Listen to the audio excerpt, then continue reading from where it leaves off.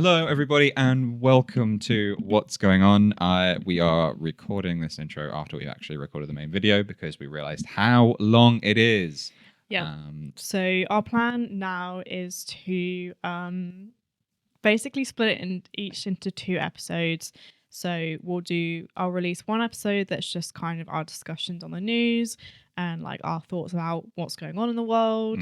And then a separate episode will be released for specifically the case and the psychology stuff.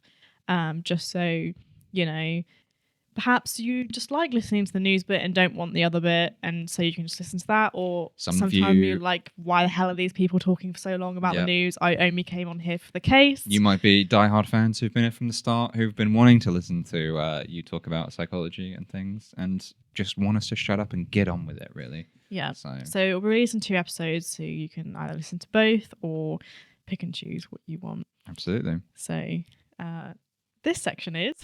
This section is what's going on I'm this not doing okay. it.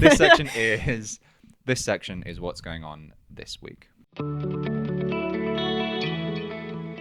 Hello and welcome everybody to this week's episode of What's Going On. My name is Gabe and I am joined... I said, why am I joined? This is your podcast. You just asked me to do the intro. This is the What's Going On podcast by Leanna with me.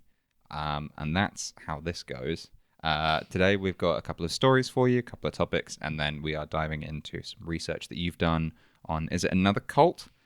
Would you say? Yeah, I've got another lovely little cult for you today. Another little cult. Yeah. Are we doing... And we're not doing psychology of cults because we have covered that in a previous video. But you're going to dive into something else, aren't you? Yes. So I didn't want to do the psychology of cults. I could go further into it, but I wanted to do something a bit fresh, you know? So this one's about a TikTok cult. Again, I guess we still can't use the word cult. Are we still calling it a high control group? Yeah, let's go with that. Because Okay. especially as this is very ongoing, this is basically last year came out. Oh, this is very recent now. I say came out, it's like when people became aware of it. This group, whatever you want to call it, has been going since the 90s. Right. But it kind of moved into social media, TikTok especially. Okay. So I decided for this one to look at the psychology of social media. Oh. Just to do something a little bit different. Yeah, snazzy. Very nice. Yeah. Okay. Cool. For our watchers out there, you might notice that we are in a different setup as well. We have some beautiful artwork behind us that Leanna has bought. Yes, invested in. Invested, should we say. Yeah. Art is always a good investment. If you want to. If you want to. Yes. Yes. But yes. We are in a new little location. We're just trying it out. We've got a bit more, just other bits of equipment as well. Hopefully the audio will be better. We are very sorry about the audio quality in the last video. We are aware it was not great. Terrible. It was a pain in the arse for you to edit, wasn't it? Yeah, I never want to do that again. Yeah, fair enough. Hence why we've got a bit more snazzy equipment. Yeah. And you wanted the blue one. I my mic stand broke, which is why I'm holding it. So excellent. It's like something has to go wrong every time we film. Yeah, just one thing nothing can ever just go smoothly. Of course not. That would be too easy. Yeah. What are you drinking today? I'm drinking rosé wine. I have no idea what it is because you poured it from the bottle and I forgot to look at the bottle. It was the nude bottle, I think. Like the wine's the called company, nude? Yeah, okay, yeah. There's not a nude lady on the bottle. Oh, it didn't smell good. Oh no.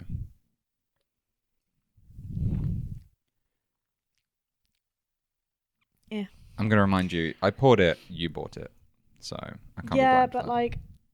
I gave you 2 options and was like, which one should I get? And that was the one you told me to get. Yeah, that's fair enough. That's my fault, I'm sorry. It's alright. What are you drinking?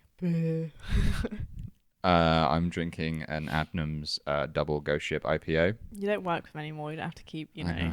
advertising. I'm for not them. advertising. I just turned the logo away. No, I used to work for Adnams Brewery. They were a lovely company. They do wonderful beers. I actually really like this one. I think they released it this year, or late last year. But it's like a double strength of their quite well-known brand Ghost Ship. But they've just sort of done a bit more with it, given it a bit more. There was full actually a flavour. one of the bottles that I looked at buying was an Adnams Rosé, Yeah. and I was like, nah, that's gonna taste like shit. Ruthless. Yeah. We are not in the business of defaming or slagging off companies. Anyway, Unless you want to sponsor us. No. not sponsored content, but open to sponsored content. Anyway, shall we get into what's going on? We thought we were going to say it together. Oh, sorry. What's going on? So easily entertained. So yeah, the news stories I've picked today. One's a little bit more positive, kind of. That's very surprising for you. I've chosen quite political ones. God. Just because, well, I think the news compared to the last time we recorded has calmed down a little bit. Okay. Like the last time we recorded, it was like mid German election. Trump had just said something wild about Russia, and There was a lot of high political tension. High tension. There's a lot of tension politically. you've just said the same thing like 3 different ways. But yes, there was. So I've chosen solely to concentrate on. There's just been a lot going on with our own government at the moment. So the first thing that I wanted to talk about was what Labour's doing with all the benefits stuff. Okay. So this is my two stories are both things that Labour's doing at the moment. One I think is terrible. Okay. One could perhaps be good. Mm. So let's talk about the terrible one first. Great. Let's get it out of the way. This is about they're proposing a load of welfare cuts. So the Labour government has this £6 billion welfare reduction plan. It's faced a lot of criticism from charities and MPs that are concerned about what its impacts will be on vulnerable groups. And they're also going to start means testing the winter fuel payment plans. Okay. Which is also not something that affects us because it's for senior citizens. Codgers. Is that not a word you can say anymore? I don't know. That's just old. I'll edit it out afterwards if we Oh can't. no! I think it's just a word for old people, right? Codgers, old Codgers. codger. I don't Maybe, know. maybe slightly grouchy. I'm I not was just sure. going to say senior citizens, but sure. That's a very American way of saying it, I think. Senior citizens? Yeah. Oh, oldies? Old people? That works for me. Retired people. Retirees. Although, when does it actually kick in, winter fuel payments? What age? Same time you get a bus pass? I don't know. I feel like that's quite old now, though, isn't it? Possibly. Are they still doing free TV licenses for people over a certain age? I think they took that away, didn't they? I think they're thinking about taking it away. Oh, okay. When do you get winter fuel payment? On the fly research. That's not helpful. It says November or December. That's... I want to know what age. I mean, we're far from it anyway. You must have been born on or before September 22nd, 1958. Damn. Oh. Okay. So it's not even like you reach an age? Not anymore, I don't think. You have to be born. I guess? Okay, well, this all seems stupid. I mean, it doesn't affect us. No. Which doesn't mean that we shouldn't be concerned about it, obviously. No, of course. But I don't understand it enough, really. But anyway, so this is about what they plan on doing with PIP and universal credit mostly. So PIP, for those who don't know, is personal independence payments. It's like a disability benefit. But they want to like cut a load of this. And I think their aim is to get more people that can work into work. Because I think Starmer's kind of said that our benefit system is like the worst of all worlds and that we need to like gut it, basically. Interesting. It's meant to like be able to save us loads of money and like get more people into work. So they're gonna do things like there's gonna be like a strict eligibility for PIP. There's going to be a 1-year freeze on payments. Okay. But then they're going to make it so there's like a higher universal credit for job seekers, but cuts for those deemed unfit for work, which kind of seems a bit backwards. So I think their idea is that they want to, I think he's just like obsessed with the idea that there's loads of people committing like benefits fraud. I mean, there are. So you say that the official statistic is about 0.04%. Okay, that's the official statistic. Statistic. About Thank you. 4. I think about 0.4% is actually, or 4% max. Right. But that's not a lot. It's not. I think how many people apply for this. No, but that's the thing, is that those people give it such a bad name, and that's all that's ever in the news. You're like, oh my god, so many people are committing benefits fraud. But that's also because it's an official statistic. It's what's reported. I can imagine there's far more unreported cases of it that people just don't know about. That's where my concern is. Yeah. But of course, now I'm just. But you also have a job though, so I have a job. None of this really affects you. I think the universal credit thing is like a good idea. So obviously, universal credit is something you get when you're actively looking for a job. So they like, obviously, I think it's like £70 a week. I'm not sure. I never applied for it when I was out of work looking for a job. It's a bit like got by backwards. Like a lot of people, like a lot of us that got made redundant last year did job seekers and went on universal credit, but it's like they're really slow with payments. Okay. And they I know like one of my friends, okay, someone I used to work with, not really friends anymore, but she had an issue with it took ages, and then they like didn't backdate a lot of it, and that put her in a really difficult position because she had rent to pay. Sure. So I think that is good because it does help. It does help because I don't think that it's necessarily like always enough. But the PIP thing is just wild to me because it's kind of like, because you know how many stories have come out in the news of like people that have had their payments cut off because they found to be like eligible to work, and then they're like severely disabled and like clearly can't work. Oh, I've heard about it a few times. Yeah, not that many stories, but yeah. I just think, I don't know whether it's, there needs to be kind of more of a crackdown, I think, on people who can work and people who are kind of just lazy, or if people don't want to work, because working is something everyone does have to do, really, if you can. If you're physically able to, you have the means to. Obviously, people would love it if people didn't have to work. If we had enough money and a way to just sort of exist and, get by, do what we need without working, I'm sure a lot of people would be, all for that. However, the society we live in, it does run on people. People, we need things to get done by people. And the saying I quite like as well is that idle hands makes the devil's work. So people who don't work tend to generally fall into some more destructive habits. Like what? Alcoholism. Oh, okay. No, I get what you mean. I think that's kind of their like rationale behind this, is that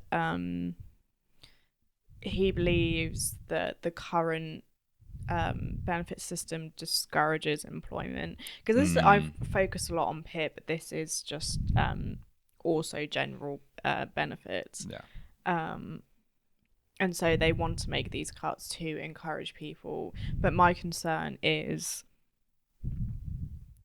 that they want to do this so that people that can work will work, but how many people that genuinely can't work start to fall through the cracks and end up losing or have like reductions in the money they're paid.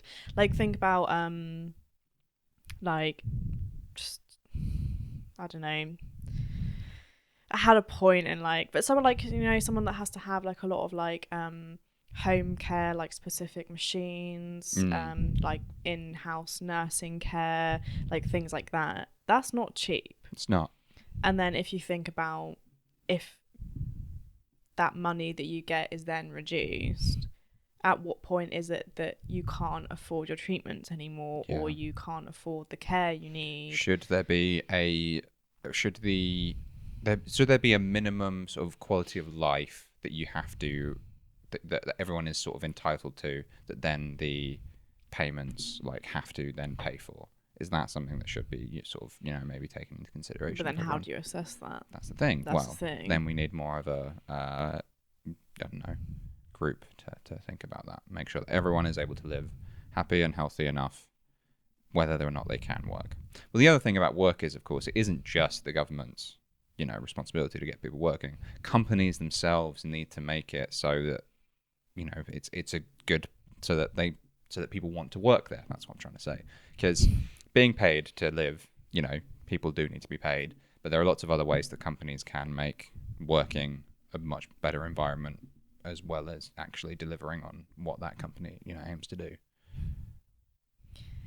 Yeah, I just don't think like long term how this is going to work. Right. Because I don't know. I think it's a difficult one because every party has pretty much wanted to do something about our benefit system for a while. But I guess that is the kind of you've got these financial burdens if you're disabled and can't work, and then it's not always that that they don't want to work, but then you have also got people taking advantage of the system. Of course. But then like for me it kind of feels like the focus on like getting people into work, it kind of for me equates work with like virtue, and I feel that can like maybe marginalize people that can't work. Sure. Especially if they want to work. Like I don't know like personally how I would, because I've obviously never been in that position, like how that would make me feel. But then I don't know, it's basically like it's such a strange one. I don't know how it's going to go because like half his party is against it. Oh really? Like there's not a lot of them agree with it.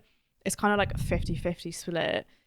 But also for me, like part of Labour has always been that they've always criticised the way Conservatives have handled disability benefits, and now they're making their own cuts. And I mean, I'll say this over and over again, I don't like Starmer. As a Labour voter, I think he's a Tory. Sir Starmer. I don't care. But like, because I don't know, like I said this to you yesterday, I think he's taken Labour a bit more central. Right, yeah. Not as in right, but yeah, more central. Yeah.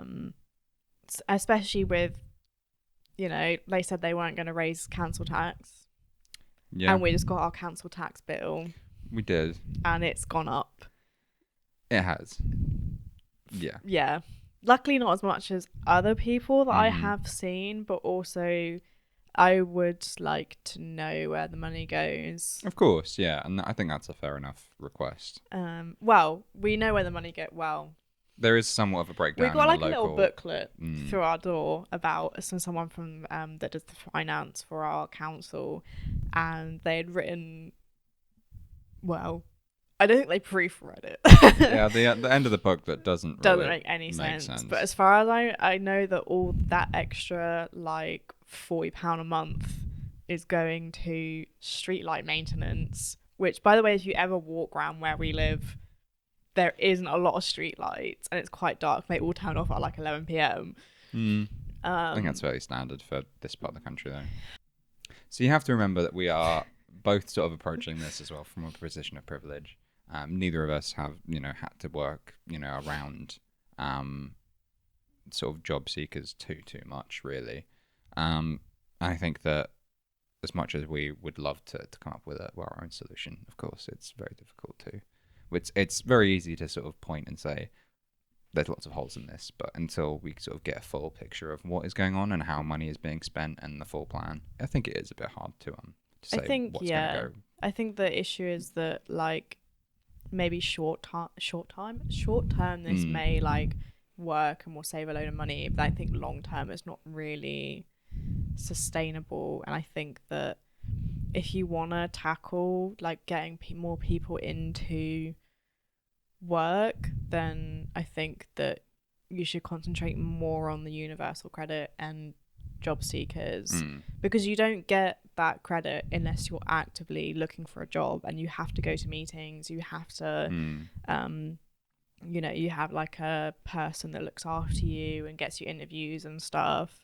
So I would say, so that's your take on it. I would say that the government needs to have more of an oversight on the businesses registered to this country. So like if there were different tiers of businesses of like small, medium, large, huge, conglomerate, whatever, like they then have to provide a certain amount of benefits to their employees to then give people a incentive to work. That wasn't what I said at all, but yes. No, I know that that's not also. what you're. No, I'm not saying that. That's what I think. Okay. This is because you my started opinion. with it, you were saying that, so that I got confused. Sorry. But yeah, that as well. I think, because I think what I struggled with getting like back into work, like my last job didn't have a lot of benefits because it was quite a small company, but we did get private medical care. That's nice. And we also had flexi working, and I think that's now putting me off like other jobs that I've seen, because if there's not flexi working, because we don't live central, I don't want to have to drive and park every day, because my old job we didn't have parking, there wasn't any staff parking, we didn't even get subsidized parking. Sure. So like something for me that I want to look for is that flexi work, and also private medical care is good. And then when I see jobs that I'm like qualified for and could do, but then they don't have those benefits, I'm like... Well, I think as well recently with the last sort of as we move further and further away from COVID, the amount of flexi work, you know, is disappearing. Is going down. Yeah, because I think people they want people in the office. I think there's still sort of some companies that like they want to go back to how things were for, you know, good reasons or bad, either way. But yeah, so I think it is harder and harder to find those jobs with all of the benefits that people have got used to. Yeah. I mean, that was like the one really good thing that came out of COVID was flexi working, because I found that like the amount of technology that came from it as well. There was a massive boom in allowing people to sort of work and collaborate from distances, and that's been fantastic. I mean, in the industry that I get to sort of see and look at, the amount of, you know, stuff that we, you know, push isn't the right word. We provide, distribute is literally the word for it. Is, you know, it's fascinating like how things work and where things have come, like Zoom and Teams, and the advances in those things have been really useful. But at the same time, people are wanted more and more in offices again. I think it helped reduce burnout though. Like there's a lot of, you know, they've got all the studies going now about how like employees are more efficient if they work 4 days a week instead of 5 days a week. Yeah. And I think that for me, I enjoyed flexi working because when I moved here, I couldn't drive, and so I was getting a bus at 7:30 every morning to be in office. That's rough. Which is fine, but like it gets tiring when you're doing it like every day, because then by the time I came home, like all I had time for was exercise, eat, sleep. Like I had no evenings to myself, which means that I was doing all like house things I needed to do like at the weekend. I had like no free time. So when I had that one day that I could just work from home, I could do my 9 to 5, and then I didn't have to do all the traveling. I could do my house things, I could cook earlier, and then I had more time like in that evening, and then more time in the weekend, and I wasn't feeling like every day I wake up and I'm like, I have to quit this job. Do you know what I mean? Like I didn't feel like exhausted all the time. I know what you mean. And then that's the other thing though, if they want disabled people to get back into work, home working is pretty much ideal for a lot of people that have reduced mobility. Absolutely. Or can't drive for any kind of reason, that they rely on public transport. So I think you have to look at think about that, Starmer. Hey? But yeah, I don't know how this is gonna go. It just seems very targeted towards disabled people, and especially like the winter fuel payments, like, you know, targeting older people as well, and it's like, Oh, the people with more of an expendable income. hot take. Dead air. I don't know. That's not true for everyone though. No, of course not. Like, you know, That's a generalization. yeah, my parents are retired. Well, my dad is, and he's not throwing money around No, because, you know, pensions aren't all that great anymore. not anymore. I think my pension says I get to retire when I'm like 70. So I don't want to think. you're not looked at it. It's Don't awful.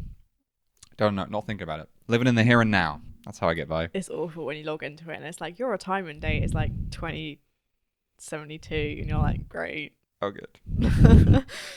But yeah, Cool. that was my first story. That was your first one. Are you gonna go both of yours? Or are we gonna? We'll do both of mine. Okay. So my second one is another Labour plan. So you've seen this. We spoke about it yesterday, actually, or the day before, whenever it happened, about Starmer's plan to abolish NHS England. Yeah. Because we both said, you were like, this is gonna make this a great thing, and I was like, Yes. If. but Yeah. So, if you don't know what NHS England is, that doesn't mean that he's planning to abolish the NHS. Oh, no, that's not what it means. I think some people or some medias have made those claims. Like, oh, he's selling off the NHS. That's not what's happening. It's because they put it in their title, like, oh, he's abolishing it, and then It's people clickbait. People who don't know what it is are like, oh my god, he's going with the NHS, Yeah. which is so not a Labour thing to do. No. So NHS England is like an arm's reach administrative branch, basically. Yeah. It was set up to like not have, so that politics wouldn't have as much influence into our healthcare system. Yeah. So knowing that, you would then maybe think, like, if it is this arm's reach thing, then getting rid of it maybe isn't a good thing because it allows more political interference.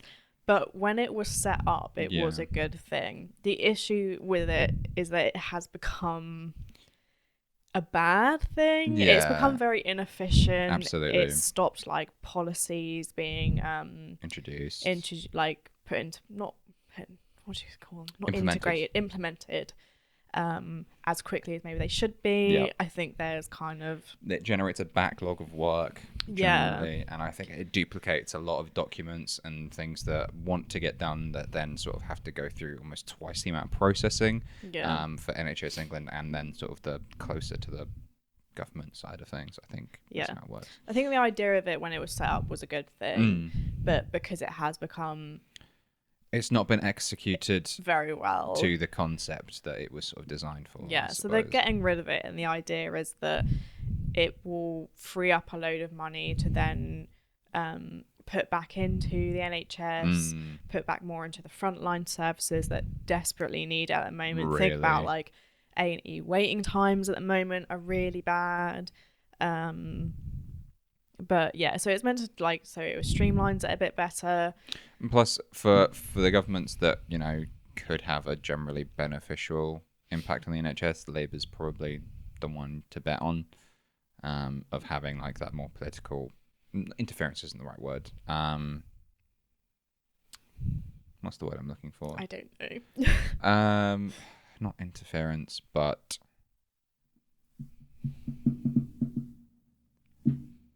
no, it's gone. No, No. gone. Come on. I don't know. It's the word. It's. I can tell you my issue with it if you like. Yeah, I'll try and come back to that point in a sec. But, okay, my issue with it is that I think a lot of people have really called for more local decision making, and this still stops local decision making. It's still going to be very top down. Yeah. Also, yeah. What is it? If they can pull it off, I think it will be really good. But it could all go to shit. It's going to be, once again, it's going to come down to the execution of the concept. Yeah. I think he's got to tread very carefully because he can be accused of having political interference with healthcare decisions, you know, based on policies. Like, you know, is there going to be a specific group that ends up benefiting more than others, maybe? But then I guess it's a difficult decision because the NHS really does need more funding. And the other thing it is, though, it's meant to cut about, I think it's about 30,000 jobs are going to be lost. Okay. Which, off the back of we want more people into work, is a bit like... But then potentially... Make up your mind. But then potentially it frees those people up to do different jobs that will potentially be less... Not strenuous isn't the right word. Wasteful, possibly, if or redundant, I guess is the word. Because if there is a job, if like the NHS England is just being, this is just dragging along in the dirt potentially for things getting done, then having people not in those jobs frees them up to do different. Yeah, but then I also don't know whether it's because, like, so if you think NHS England is like a lot of administrative, like it's more clerical work, it's not medical work. I mean, there is medical work, I'm sure there is involved, but it is at core an administrative branch. You're freeing up those people. All the new jobs being then created in the NHS are medical. That's what they need. They need doctors, they need nurses, they need carers.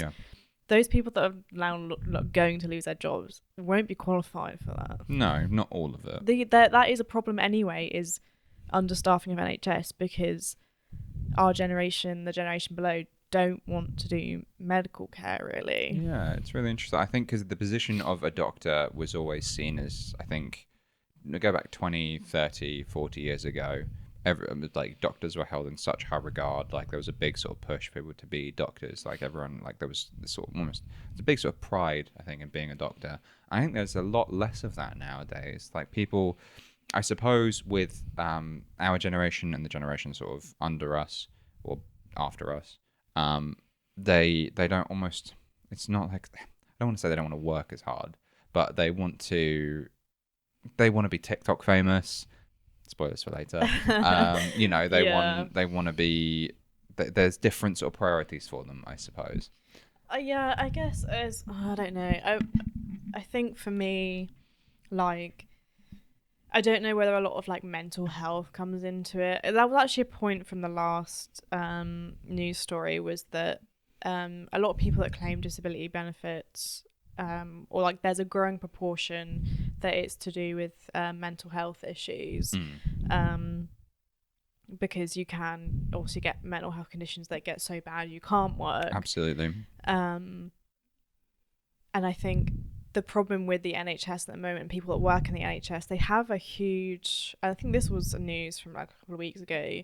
Their satisfaction rates are terrible. It's like they're plummeting. All overworked. Yeah. They're exhausted because there's not enough people. But then you hear that and you're like, well, why the hell would I want to go work there if that's going to be me? Yeah. And then it just creates that cycle, doesn't it? That cycle, absolutely, yeah. So it's almost like, is there a more positive way you can spin this? Is there a way you can put a... Propaganda isn't the right word, but an encouragement to people to join up. And, like the "we need you" posters. Yeah, sort of thing. That British, bulldog spirit of, come on, let's pull together. Yeah, I mean, personally for me, I couldn't do it because I have a fear of needles. Yeah, so if they're like, can you do a blood test? I'm like, no. No, not gonna happen. No. I mean, like, I can try, but I'm gonna faint. Sure, yeah. And again, like, you need training. You have to go to, training's expensive, and a lot of, uni, medical school. It's not cheap. It's not cheap. It's a lot of work. You need a lot of, drive to get there. You need, a good amount of funding as well. It is, it's a high regarded position still, I think, being a doctor, but it does take a lot to get there, and it's not an avenue that is really open to everyone, which is such a shame. I think as well, because you don't always get to choose where you get placed as well. Like, if you're not someone that is happy to just pick up your life and move, that also makes it really difficult. Yeah, which again takes the amount of applicants down even more significantly. Yeah, but so yeah, for this, I don't know. I don't know for me whether it will end up being a really good thing, or whether it will be another just like really costly restructuring effort that fails. Mm-hmm. Because then the thing is as well, if we don't get another Labour government, in the next election, because this is definitely never going to be done in 4 years. Well, that's the thing. With government, of the governments to have to be implementing this sort of scheme, Labour taking down the NHS England, to have more sort of government influence, that's, a safer government to have than perhaps something like Tories, potentially, who could have more of a different sort of influence on the NHS. Yeah. Disclaimer, though, neither of us are experts in these fields. These are our opinions based on limited but a little bit of research. So if you do have any information on on any of the topics we're talking about and would like to discuss them, please feel free to let us know if we get anything right or wrong. Yes. But those are my stories. So, what about you? Me? I did about 10 minutes, looked into some things, decided this is what I want to talk about. So... Okay, I would like to say that I do a lot more than that. I do a little of a news trawl every morning for like an hour, and then I also listen to a lot of political podcasts. That's true. But me, I hear about news that happens in the week, from colleagues, or, you give me a couple of news rundowns as well, or, wherever else people get news. And then I look at it and I'm like, you know what? It's far too negative. So once again, I've looked at other things that have happened and gone, you know what? Let's bring a bit more light to this. Let's talk about something maybe more positive. So I found out recently, I think last week or on the 10th, it's I think a department at the University of Edinburgh. They, I think since 2004, have been working on new sign language for environmental topics. So for people who have hearing problems or deaf people, can talk and be more involved in the discussion about environmental and stability, things like that. I think that's brilliant. They've come up with 400 words in like less than 20 years, like on a whole subject. That's so cool. That is pretty cool. Like, I think it was a group of scientists at the University of Edinburgh that I think have been led by, oh god, I didn't remember the name, but it's a doctor who happens to be deaf, and then it's her sort of leading the research, and a group of people who then have to sort of come up with the hand signs, gestures, and then unanimously sort of agree on these words. So things like deforestation's got a word. I think fracking was one of them. There's lots of other things, but it's so good that more people can be included into this topic, because environmentalism is still really highly debated and talked about, and is an issue that we will all face. We do still have to try and reduce our carbon footprint. Lots of people have been moving away from that effort recently. Trump. For good I or bad almost reasons. chose that as one of my news stories. Did you? Yeah. What, the environmentalism stuff? Yeah, because they're like, he's all about, what was it he said? Drill, baby, drill. Yeah. Yeah. That doesn't sound But good. then I was like, no, that's really depressing. It is I can't imagine all the damage he's going to do in the next 4 years. So. Exactly. But yeah, so the fact that more people are being included, it can be there's more engagement in schools and sort of higher up education for this topic, which I think will impact us all. I think is a really good thing. I do always think that people should be taught like BSL or ASL like from like primary, like as a secondary, because so the woman that used to babysit me had a deaf daughter, and her sister went and did BSL qualifications and stuff, and I never learned. I picked up like important words, like I think that's like chicken nuggets. Yeah, all the important words. And there's one for like that's biscuit. Yeah. Nice. Oh, Is that's thank you, or is that no food? That's please, I think. Please. And that's thank you. Oh, okay. So it's more... And that's sorry, I think. Don't kill me if I'm wrong, because this was when I was like 8 and I'm now 24, so this was a while ago. I think it would. Yeah, I think it's a skill that I think more people. I tried to learn, but it's really difficult. Yeah. Like past learning the basic alphabet, it's like or counting. Well, counting's Yeah, I interesting. don't think the grammatical structure is like, it's a lot quite simplified. Sure. It's more sort of concept, isn't it? Really, than because that's what they were talking about in the article about how, like the deforestation sign, for example, is the sign for tree, and then it's the sign for chopping, like 4 times. Yeah. Yeah. Yeah. That's so cool. I think yeah, people should learn it. But then I've always said this to you, like, I think that kids should learn language from, like, 2 languages from birth. Okay. Because you'll see me really do other languages when you get into, like, high school. Because you do it in primary, but, like, not seriously. And then in high school, you do, like, it's usually French, German, or Spanish, isn't it? And then you do it for, like, a couple of years. And unless you then go do it at A level in uni, you just lose it. And it's also quite hard to then learn it at that age already. So I've always said to you, like, if we ever have kids, it's going to be learning a language from Sure.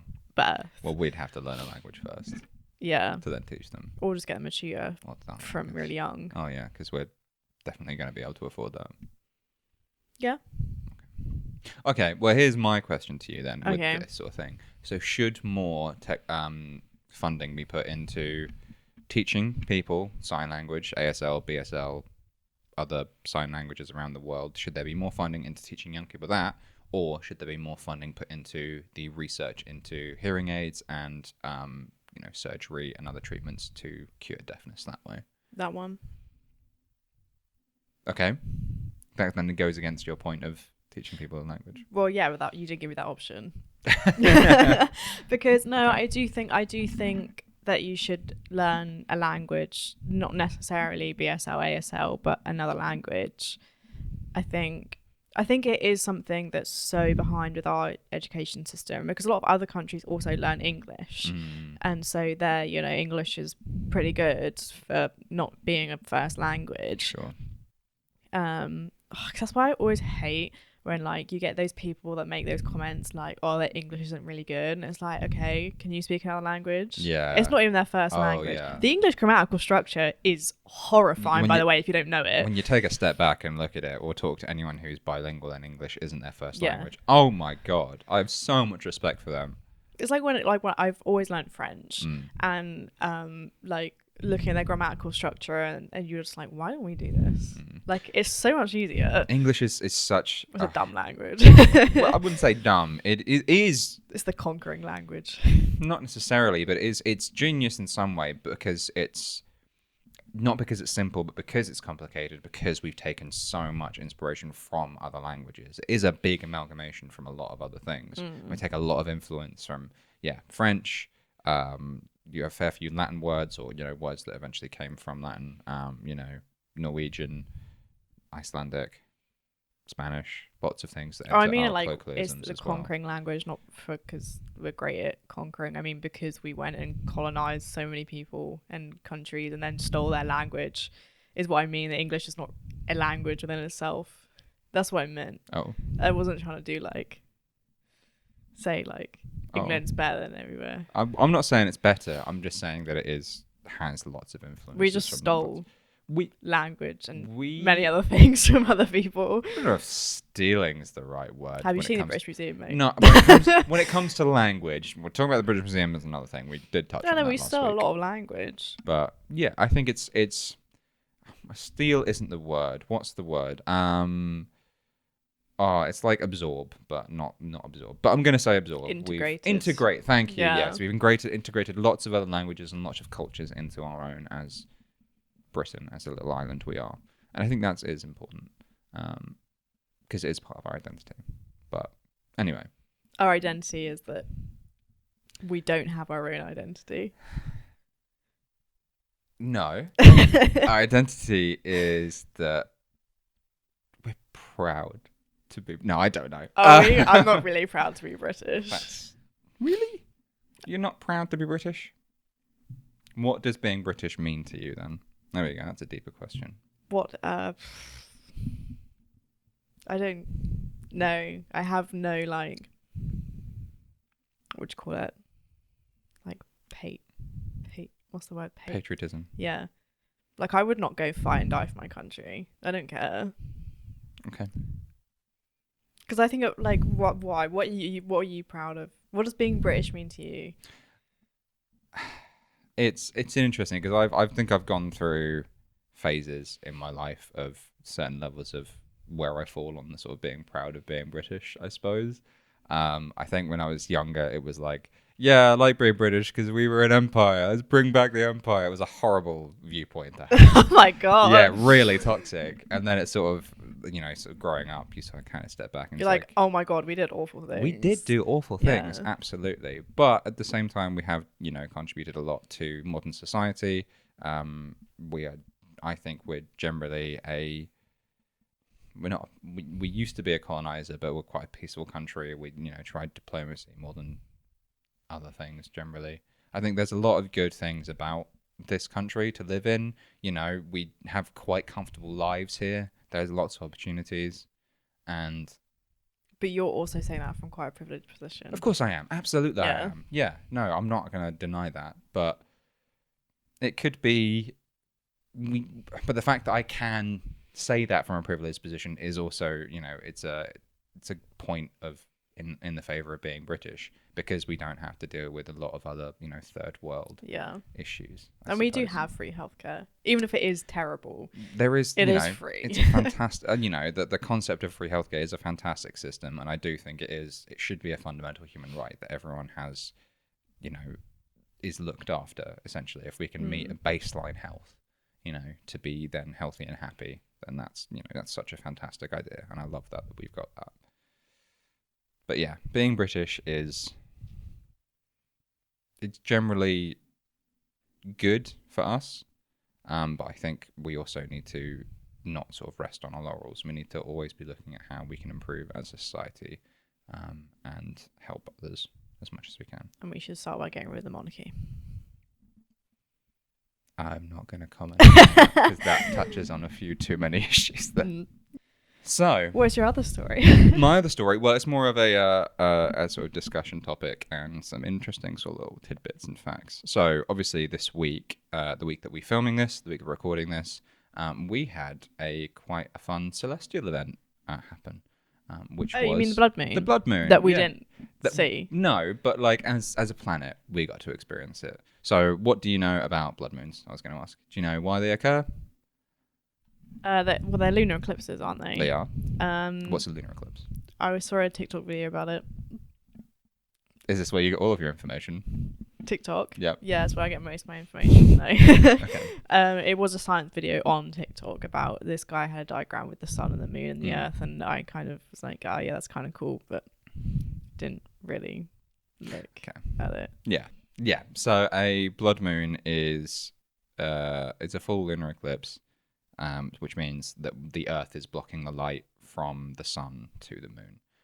But what we see with that is I think it's the Rayleigh scattering effect, which is the same reason why the sky looks blue and why we get sort of sunsets that are like red and orange, where the light from the sun gets bent and like it's just red that then curves around and shines onto the moon. And that's why we get sort of rusty orange to sort of very dark crimson light on blood moons, which is fun, because it doesn't happen, sort of every time, and it's always sort of interesting to see. So that's why. Except we didn't see it. Except we didn't see it where we live, which is very sad. Oh no, we could have. I'm pretty sure you could have seen it from where we are. Could we have seen it? We just didn't get up in time. Well, yeah, it was like 5 a.m. in the morning. It was very early for us, yeah. But anyway, so there's lots of sort of, I think, in history, there's or myths and stuff. There's ideas around the blood moon. Because I think the scientific aspect is just as fascinating as I think the sort of stories behind it. So obviously we get pop culture. There's like blood moon. I mean, we played a video. Yeah, full moon is werewolves. But I mean, we played a video game. I mean, this blood moon has synced perfectly with my period. Well, so there you go. There you go. Yeah. Sign. I'm just saying, pop culture, I can remember, a couple of films where it's like, witches' covens and things like that would perform things over blood moons because there was this sort of connection with, mysticism and powerful magic and stuff, because it's, a rare event. And instead we were playing Uno. We were playing Uno and I was beating you all drastically. I don't think we're going to be invited back to Alex and Clem's. That's fine. Or at least we're not going to be allowed to play Uno. Worth I don't it. think Alex is ever going to play Uno. Oh, you again. destroyed him. It's the way that Clem came in and was like, yeah, I didn't normally like playing this game. And then he started enjoing it. And I was And just then like, +4, +4, +1. And he was like, I hate this game. Yeah, I'm never playing again. You fucked him up with that, yeah. But yeah. But no. So some of the interesting sort of thoughts and things from ancient history about blood moons. So blood moon, first of all, in Norse culture. Carry on. So it was sort of people, because in the Norse culture they believe in Skoll and Hati, which was the two wolves that chased the sun and the moon. So Skoll, it was when Skoll had devoured the moon, and it was like the start of Ragnarok, of the apocalypse. There's a lot of historical and mythical things about the blood moon being quite negative, and that's one of them. Of course, you've then got, which I didn't know about this, and I just found this out. This is great. Ancient Mesopotamia, the blood moon was seen as a direct assault on the king. So they would install, if they saw a blood moon or they knew one was coming up, they would install a temporary king that would either be sacrificed or then just scapegoated, while the other king went into hiding, who would then conveniently just come back when the period was over. I think we should do that. And then you've got some Native American cultures who actually saw the blood moon as it was like the moon had been damaged, the moon spirits, they needed healing. So there was lots of prayers and chants, and prayers isn't the right word, but chants and ceremonies and things like that to try and heal the moon spirits, which I think was quite nice. And then you do still have sort of modern witchcraft and things like that, and who do still use sort of phases of the moon for their magic and powers, and they will have sort of rituals and things and other ways of just using that sort of as a sign of sort of the year to perform certain things. And it's a cycle, and it's the idea of it's the beginning of, or the ending of a cycle, the ending of some, not the ending of devastation, but almost a renewal, I guess, is how a lot of people modern interpret it. Yeah. So that's what happened this week with the blood moon and that. So that's what I looked at. I don't know if the blood moon story is a positive one. What if it is just an omen? Well, yeah, we'll find out. What if the planet's about to explode? I feel like we'd know if the planet was about to explode. I mean, it's interesting that it is happening sort of around this time as well, because it's also the height of the solar activity. So we're still getting a lot of sort of solar flares and solar storms that's coming down. I think there was the event, I don't know, a couple of 100 years ago, where we just had telegrams and things like that, and a big solar flare came and knocked out regions of across America and Europe. So if an event like that happened nowadays, we'd all be boned, because everything relies on electricity and networking and things like that. So if basically we're hit with a big electromagnetic pulse, it'll knock out satellites and stuff, and we'll go back to the Dark Ages for a bit. Potentially, if it's big enough.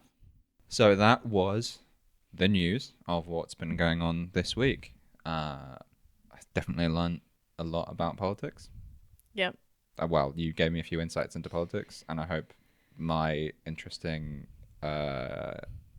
sign language and blood moon things. I don't remember what you even spoke about. I don't remember what I spoke about. My blood moon and sign language things were interesting for you to hear about, and for you to hear about.